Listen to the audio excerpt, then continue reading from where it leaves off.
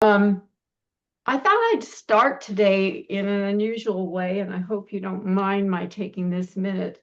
Uh, but this has been an effort. As you know, the League has declared a constitutional crisis.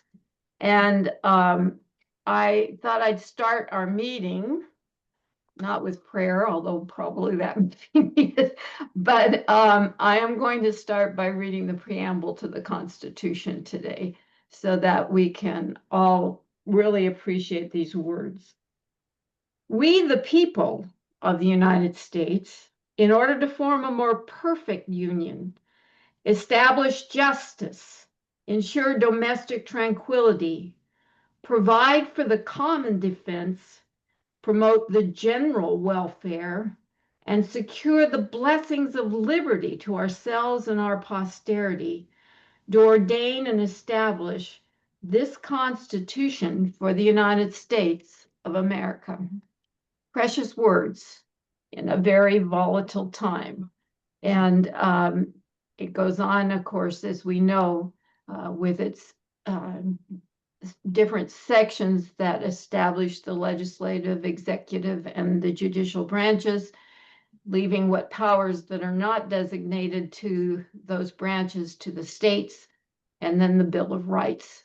Um, it's a precious document and very much so uh, in jeopardy at the present moment with various things. So um, with that, we're going to exercise our free speech today. And we have two representatives here from the media for sure. Um, and they are Eliza's here and Julie Tony. And I would say that if you've been a subscriber to the Herald, either online or in the paper version, like some of the olders, some of us olders like that cup of coffee in the paper to read. um, the that you would very much appreciate the work that has been coming forth from the Herald on the very issues confronting our county. And Eliza, I'd like you to take some time to talk about some of those and share as you may. And are you going to need PowerPoint or No, sharing? I was wondering like what you wanted me all to talk about. Like I'm welcome since it's a small group that we can kind of make it conversational. I was just kind of introduce myself, give you guys some background of what I was doing before the Herald, and then we can, if people just want to ask questions about stories that I've done, or kind of like how I choose coverage, I'm kind of happy to Yeah, just I like answer questions. that. That would be great. That's very informal, and we do that, quite Okay, often. perfect. So tell us Um, about yourself. okay. So this is my first professional job as a reporter. I graduated from the University of Oregon last June. I took a fifth year because I actually got two degrees, one in journalism and one in marine biology. So I grew up in Eugene. Both my parents work for the U of O, so I stayed there for their tuition discount. But grew up wanting to become a marine biologist, was really into science. And then actually during high school, I had the opportunity to work in a biogenetics lab at the University of Oregon using zebrafish basically to model different genetic diseases, which was amazing. And I'm super grateful for the opportunity, but I realized I did not want to be sitting in a lab stuck on one project for years at a time. And so without really knowing anything about journalism and what journalists do, I said, I will just become a science reporter so I can hang out with the scientists and geek out with them. And then instead of dealing with the data, write a story about them. Um, so I ended up double majoring, and then I added a science communication minor, I think my junior year. But totally fell in love with reporting, didn't think, had no idea what I was getting myself into. And I actually had the opportunity to work for Eugene's alt weekly newspaper, Eugene Weekly.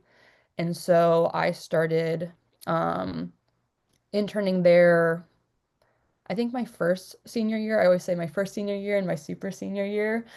And that had a lot of impact, kind of just like the beginning of my career. I had the most amazing um, woman editor, Camilla, who I am still best friends with. I text her all the time. And let's see, I guess my my super senior year, I did an investigative series into all of these druggings were happening at fraternity parties at the University of Oregon. And turned out that the university was not complying with federal law about kind of how they were supposed to deal with all these reports. And through my investigation, we found out they were hiding reports, that they weren't following the federal laws called the Clery Act. Um, and I was talking to my dad earlier this week saying like what do I want to talk about to these women? He was like, talk about being a young female reporter. And I said, oh, that's so smart. I don't know why I didn't think of that.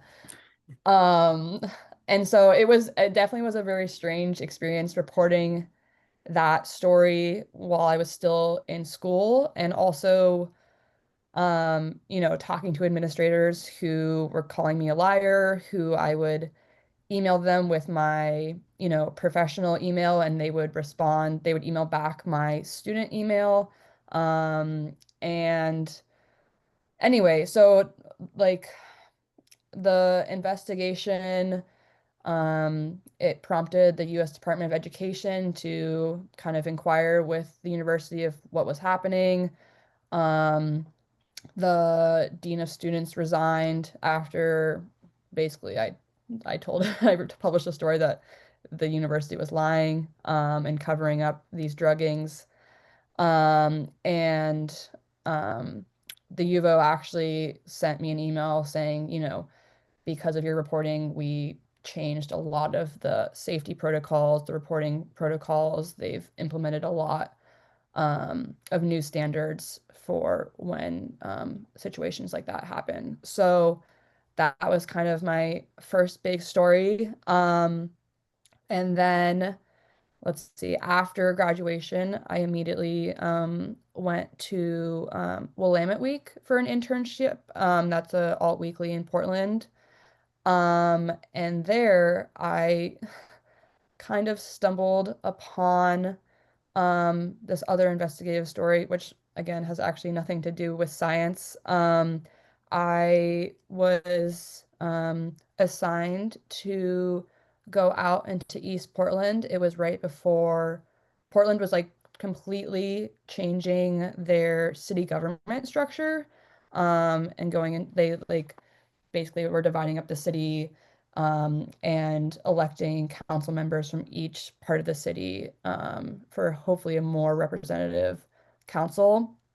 Um, and so I think on my third or second week of the internship, I was assigned to go find sources out in East Portland, who had historically not really been represented in city government, and talk to them about kind of what their feelings were about the upcoming election and what they wanted to see from the representatives.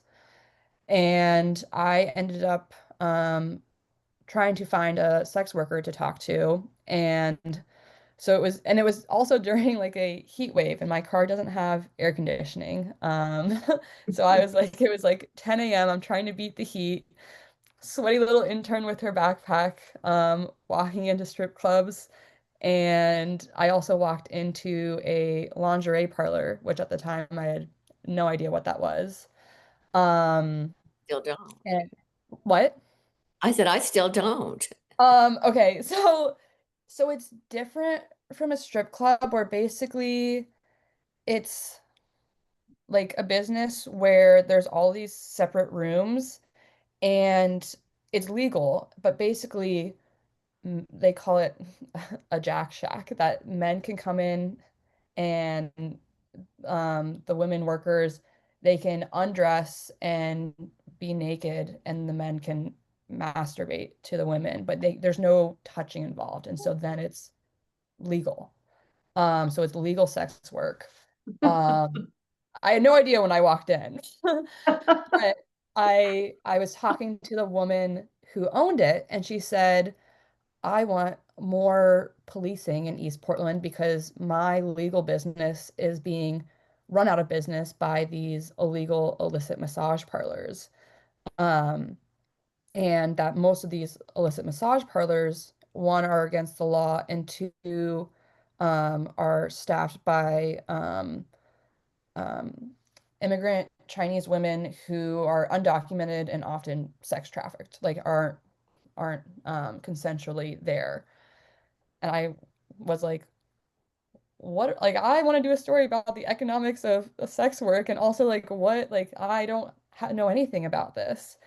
So I spent the whole summer learning about illicit massage parlors. And it's a huge industry. And once you see them, you like can't unsee them. They're all of these, um, like when you see a strip mall and it's like a big like massage and the like windows are like all the way like advertisements you can't see in. Um, and usually you can tell that they're not legitimate businesses because they're open really late. It's like massage from like 10 a.m. to like midnight. Um, and turns out that like the number of these businesses in Portland had like tripled in the past 5 years.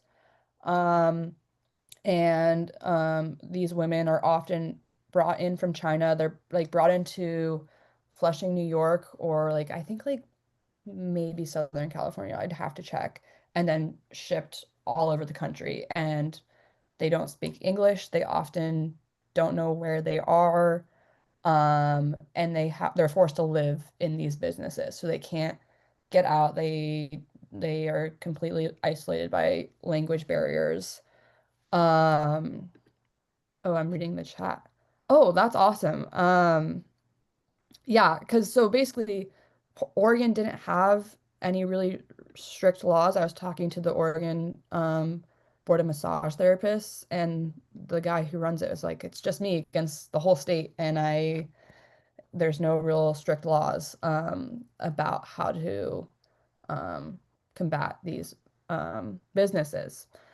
Um, Eliza, just as a aside, just a minute, the league under Barbara Bush, different Barbara Bush, but a leader that we had, we took a strong stand and against the sex trafficking of minors in this state and worked with Olympia to really improve and change a lot of the laws and actually created a task force in our county to countermand what was going on. A lot of, as you were pointing out, a lot of it's invisible to us.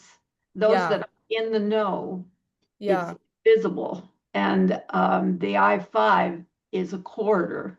yeah, And so just to let you know yeah. that it's something that's been worked on by the league here in the That's past, for that's sure. amazing. Yeah, because as I was reporting, I was like once you know what they are, they're everywhere. And you're right, they are like they definitely are really violent, illegal businesses, but they're not flashy like a lot of other crime is, and so often they get pushed under the radar. Um, anyway, so I came out with that story basically saying like Portland's doing nothing about this. And a state representative actually introduced a bill that was signed into law, I think this April, that basically, started to saying like, here, this is how we're gonna combat this. This is an issue.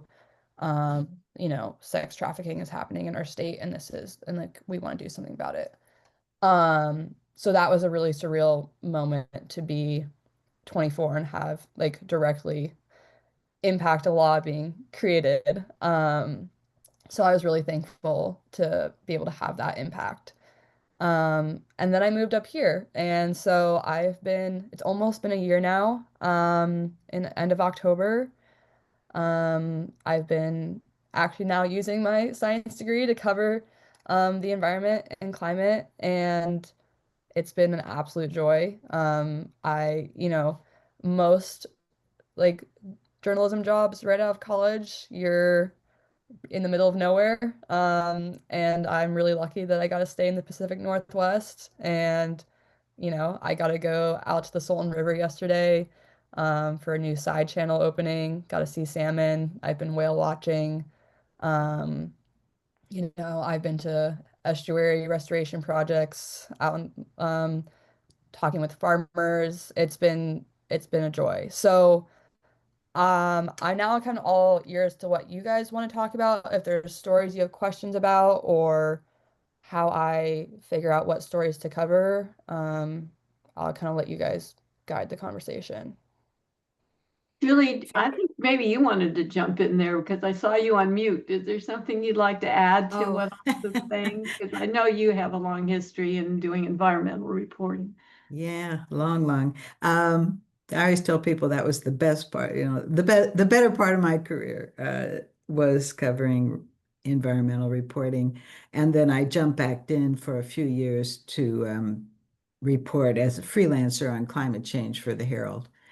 Kind of as a placeholder for folks who would be funded by the Environmental and Climate Change Reporting Fund at the Herald. So Eliza is the second amazing young journalist to fill that spot. And I I love hearing your stories. I mean, Eliza, you've been here at my dinner table, and I didn't even know all of that about you and your work. So one of my thoughts in listening to you is your experience reporting on law enforcement and reporting on local government and finding out how those operates are very germane to the environmental beat. I mean, because as I quickly learned, I mean, I kind of got into it because, there were forest things going on in the inland Northwest, and I, that was interesting to me, but I very quickly found out that, local government was very supportive of timber harvest and what was their role in all of that. And it just sort of, and then economic, I mean, every journalist should study and learn about how the world of economics works. So that's really important.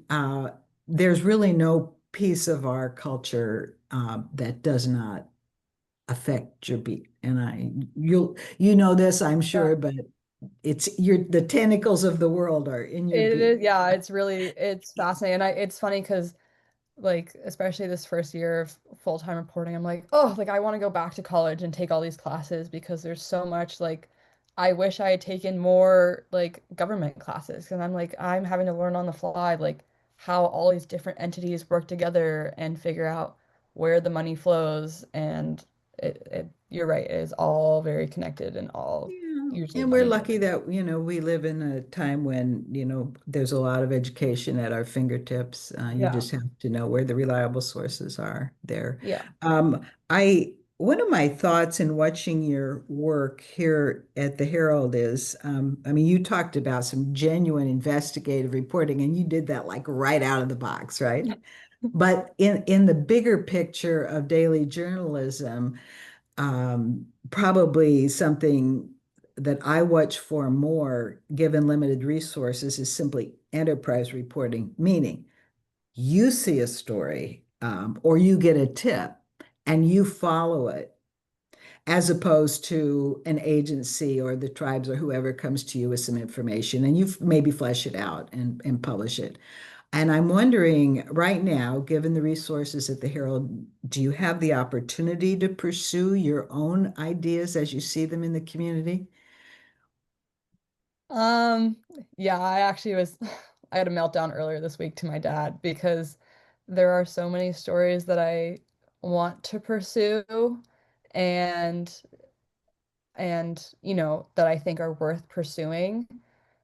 I candidly I don't there's not always this not even like supportive like you can't do this, just that I think I'm only 24 and this is my first year as a professional reporter and I need guidance. I've been lucky to have really talented editors support me through those big investigative projects. And not that I don't believe in myself, but I know that I still need guidance, that these are, a lot of people put a lot on the line for those kind of stories. And so it's been hard to figure out how to pursue those stories in a way that, does does the sources and the information justice. So it's something I've been trying to figure out because there are stories where I'm like, I really think that the world that the county should know this, and that I just want to make sure I'm doing it well, and that um I don't always feel like I have the resources to do Okay, that. so it's an editing resource availability, uh, not just time, but Right. just having the support system for that kind of thing. Yeah, yeah, because basically, I mean, like, and no fault to the editors. Like right now, basically, we got our press taken away. The print, like, so our print deadline now is 1 p.m. And so, you know, our editors are having to come in, pull wire from other, national, regional outlets, um, edit all of our local stories, and then put together the newspaper every day. And it's a team of two, and they are Mhm. not, you know, newspaper designers that we lost. That's a position that we lost. And so they're stretched pretty thin. There's just no real time for them to sit down and be like, okay, here's this big story that you want to do. Like, how do we attack that? Okay, well, I hope the wind will be at your back, and either at the Herald or elsewhere, you'll find those kinds of resources, and maybe in the broader Society of Environmental Journalists, or some broader organization might Yeah. have some support for you. So I wish you the best of luck finding that. Yeah. Thank you. I appreciate it. Um, Anybody else have a direct question? Lael, I wonder if you are available to ask about, Lael's big interest is trains and Mhm. what can happen when um, would you like to ask her a question directly about that, what's coming and what you know is going on in the legislature? Oh, thank you. Hi. Hi. He not exactly prepared for that, but yeah, I have some thoughts. So, um, let me just start by saying, yeah, yesterday there was a Puget Sound Regional Council meeting on transportation planning for general admission public, and I could not make it after work, couldn't get there on the train or on the highway, so I didn't make it, and I was really sad that I couldn't make it. But one of the things that I was hoping someone could represent in that transportation planning meeting was the need to uh, try to encourage Sound Transit to locate their new link station right across the street from the train station, which is also the bus station, right? Everett has a combined train and bus station. Amtrak Cascades goes there. We work a lot on developing Amtrak Cascades to make it a better functioning system, to move more people, to reduce emissions and all that. But Link is gonna, their Sound Trans is gonna bring the Link up to Everett. And so, but as far as I know, they still don't know where to put a station. So that was my main thing, was like, oh my God, I want to go and encourage them to put the new Link station right across the street from the existing station and not locate it like several blocks away, because it's an Right. equity thing, right? And so I think that's Yeah. a piece that might, I don't know, might be of interest to you in if you're interested in like transportation equity and health equity and all those kinds of things, where you if you have that station right across the street, you can easily take, a wheelchair, or elderly persons, or persons, dragging little kids Right. along, can get over to that, to make those connections, which is vital for, Yeah. Yeah. vital to make any kind of public transit system work. And we have to start thinking in terms of the big trains, what do you call them, intercity rail Yeah. trains, like the Cascades trains, right, to go all the way to Portland and further. Mhm. We have to start thinking in terms of those being transit, because they are. I mean, they really are, but they don't work well when they're not well connected, right, to the bus services, and then the last mile service, getting people from the station to their final destination and things like that. So those are the kind of things we work on. And if you ever want any tips, information on transportation, rail transportation, especially related issues, I'll put my contact in the chat for you, Eliza. Yeah. Because it's a subject that is gaining let me say, some momentum, in the legislature and with the Yeah. public. Yeah, no, I totally agree. And I think Will Geschke, one of the reporters at the Herald, I think he's been doing a lot of transportation coverage. I'm not sure what he has and hasn't covered. But I totally agree. Like it's equity, like you're right, like having a hub of transportation is really important, and it is a very like the politics that go into that decision are often deeper than what people think they are. It just made me think of, I think I just did a story not a couple weeks ago about tree equity. And I also covered that in Portland, and it's again like a topic that once people like hear it, it totally clicks. So you're like, oh, like you start noticing where trees are and aren't. And I think the same goes for transportation. And so, if there's a way that I can cover it, because since I'm grant funded, I have to be very climate environment focused. But if there's ever like a meeting or something, an angle that we can talk about it from an environmental angle, totally email me, and I can also share my contact with you all One as of the well. issues around trains being having our tracks so close to they run, right through the urban areas, Everett and Edmonds and so forth, has been the issue of the fact that they often overnight or they stay um, resting in downtown Everett, and a lot of times they're carrying pretty volatile cargo, Hmm. and it's been an issue that in the past, when our transportation committee was really strong, they watched constantly. But if you ever have a chance to get down there to the waterfront, you'll see them. That's where they are. That's what they park right there to wait, because their timing has to be such, to Hmm. keep the tracks clear. I noticed Julie she says she has a cold, and so she has Yeah. a question. Julie, can you unmute enough and give your question to Eliza? I think she put it in the chat, but Yeah, maybe. I'm reading. I can read it out loud. she wanted to ask why the city of Everett's legal team and administration isn't fighting the master builders suit over our voter passed initiative to protect the rights of Snohomish River, and then that the next hearing is October 24th.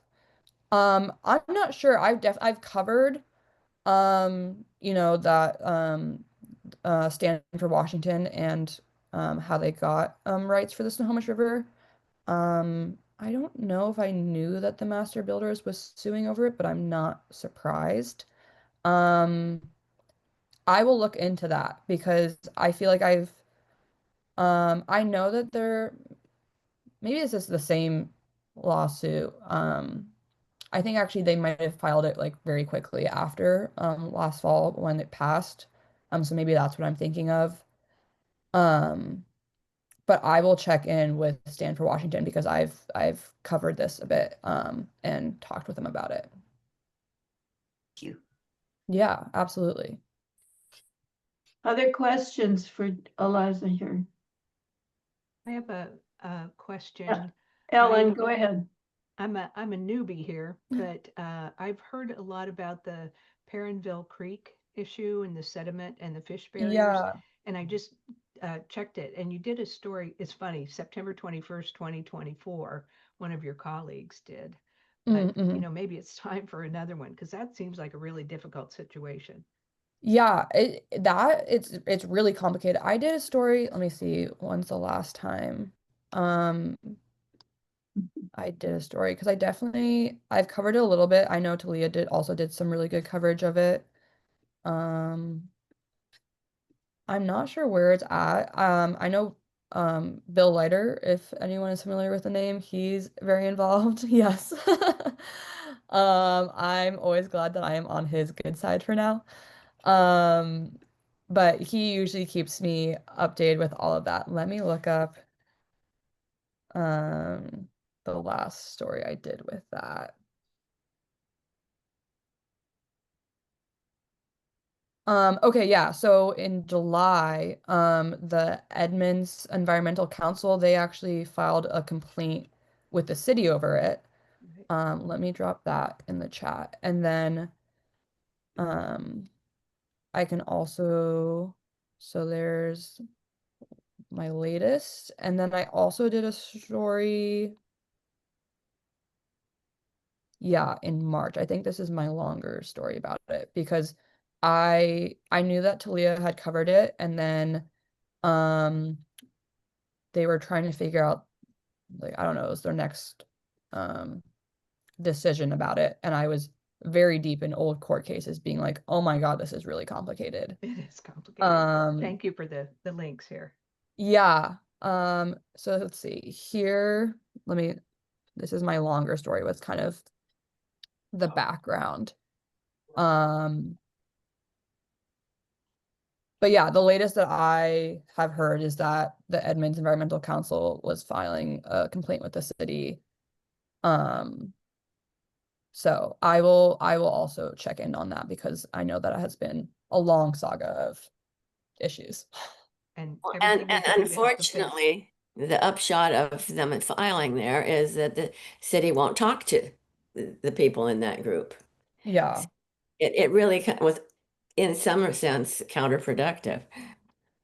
Yeah, it also I think is it's always interesting when government officials won't talk to the people they represent. Oh, Carol but it's McMahon has her hand up too, Margie, so yeah. Carol? Yeah, I just wanted to add a little bit. I'm from the city of Linwood, and I live in the watershed that is affecting Perrineville. And one thing I would just note is that there is not a co-location or any kind of agreement that I'm aware of between the different planning commission or departments in those cities. So between Edmonds and Linwood, when they make decisions about what they're going to work on, what projects are impactful, I believe that you'll find they are not working together on a solution. And it's had me somewhat concerned. I've worked on increasing the number of rain gardens in the neighborhood around us, and there have been a lot installed, but that doesn't mean that the impacts that we were hoping for are being realized down the line. It just means that we're trying our hardest as citizens to try and do something that will be effective. But it's possible that you'll find there is less cooperation and more opportunity there if they were to do that.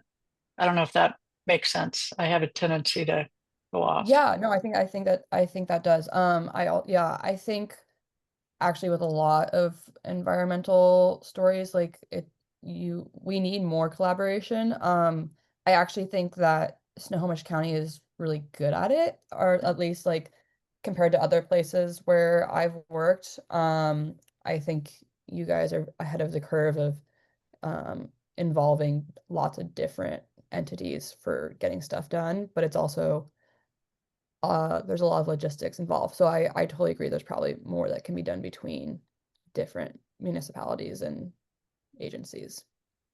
Yeah, and it's not that they don't know they should. I've been hearing from the Edmond City Council for years, oh, we've got to work with Linwood on this, but Yeah. Getting it done is another part of the factor. Yeah.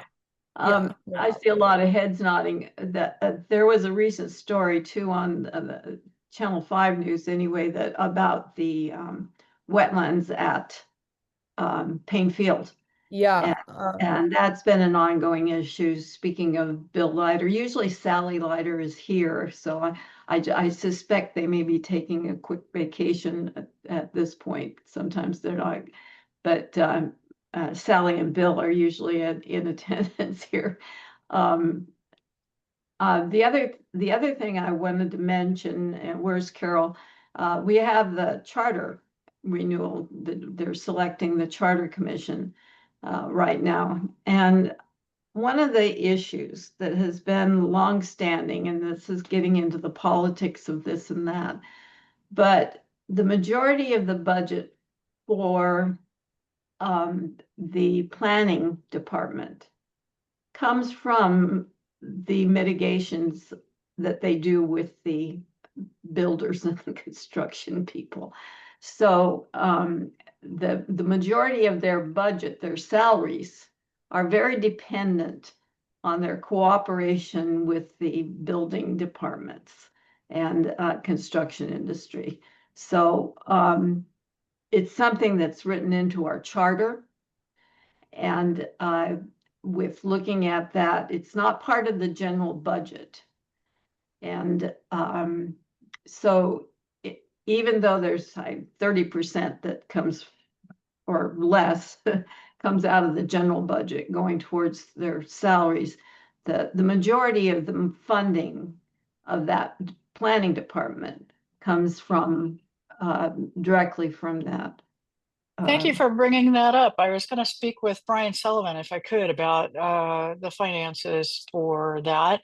I think that it's a conflict of interest as you describe it. So perhaps it are we talking isn't. about the like PDS, the Planning Development and Services Department for the county? yes, I am. I'm talking about the planning department. Yeah. Planning and development, that's who depends on their salaries, essentially. The majority of their budget comes out of the funds that they raise from the what they collect from construction mitigation. So well, for granting the permits, I've been just shocked ever since I learned about that. It does seem like a obvious conflict of interest, but it's not just Snohomish County. It seems to be the way things work. yeah, no, it's for some reason it gives the disproportionate voice. You know, the environment ends up having those that are concerned about the environmental have a disproportionate voice in that regard. You know, we need to somehow make it clear that they're giving another agency a louder voice when it comes to building and planning and development. What This what is really charter is useful. this? Sorry. Yeah, no. This is useful. What charter could you someone send me the language of where this? Oh, okay. The charter is essentially the constitution of the county. Okay. It's the constitution for the county. And and it comes up for review every 10 years. Okay. So any changes to that constitution, any changes to the charter will have to go in front of the public Okay. for a vote. Good to know. This is good. You must like this investigative reporting. I do. It's kind of addicting. It's you gotta go down a rabbit hole and then you learn a lot about very niche things. I Yeah. was thinking how puny our little buffer conflicts were compared to what you're dealing with in Portland. But hey, maybe we've got some good corruption here. No. I had a that was I really loved telling that story. I was it's very this is before I dyed my hair bright red, but it was very funny to sit in on that meeting and people bring up my article and I'm sitting there being like, "Oh my God, they're talking about me. I hope they don't realize I'm right here." I don't know. Eliza, I I can take it a step further. The judges that sit on the judgment of, when you go before a judge on an issue, um, a development issue, the judge of this county is paid out of that budget of the planning department. So, Yeah. so I noticed on the most recent issue up there, oh, by Cedar Lake Elementary School, the one Oh, Eastview. by the Buffalo Farms. And so anyway, on that particular issue, they're taking it out of the county to a different venue. Right. Yeah, So and I've never heard that hearing officer ever say no to development. Yeah, it's the hearing officer who's paid by the development department, who's paid by the developers. Hey, it's tidy. Yeah. It is, yeah. I'm sorry, Nancy, you've got your hand up over there. Unmute, Nancy, unmute. Thank you. So Eliza, I'm wondering if you're getting a lot of tips from environmentalists and if those are working for you, is that helpful? Yeah, actually I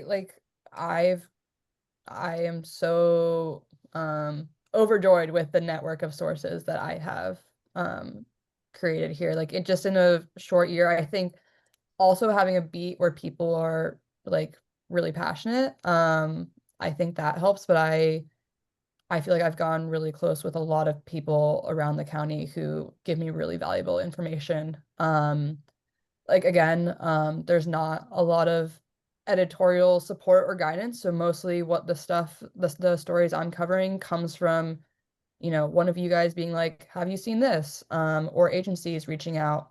It's also nice that a lot of former Herald reporters are now communications people at different agencies. So they, understand what I want and need. Like Aaron Swaney, who does communications for the PUD, he used to write for the Herald.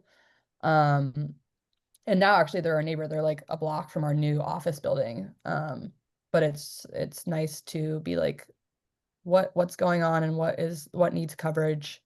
And that also, I think Snohomish County is a really informed county. Like it's really great that people are so involved with local politics and events. So I definitely also am thankful for, I email with a lot of you guys often, and it's very helpful when I'm like, I need a story or what am I missing? Because it's just me and covering the whole county. Another question I had, and I hope it's okay to ask in this forum, is how are the union negotiations going? Oh, big news. We signed our contract last night. Well, After 2 years, we finally, yeah. So we didn't get everything we wanted, but they took the quotas out of the contract, which is like the big thing, because they wanted basically for us to legitimize them asking us to write 2 to 3 stories a day, and tie it to our wages. So we now have that contract until I think 2028. And in the meantime, like our union is a part of a bigger union guild. And so they're going to be working to unionize more carpenter newsrooms so that we have more leverage the next time it all comes around. Well, congratulations. Long Yeah, flight. thank you. Yeah, that's the other thing. That's been crazy to navigate as a first job, and it's been really stressful. And again, like I'm really privileged that Carpenter actually isn't paying my paycheck, that I have a grant, and so it's been a little less stressful. But and actually like our general reporters Will Geschke and Jenna Peterson have done a really great job organizing us, and yeah, so very glad that that is over. Mhm. Eliza, Great.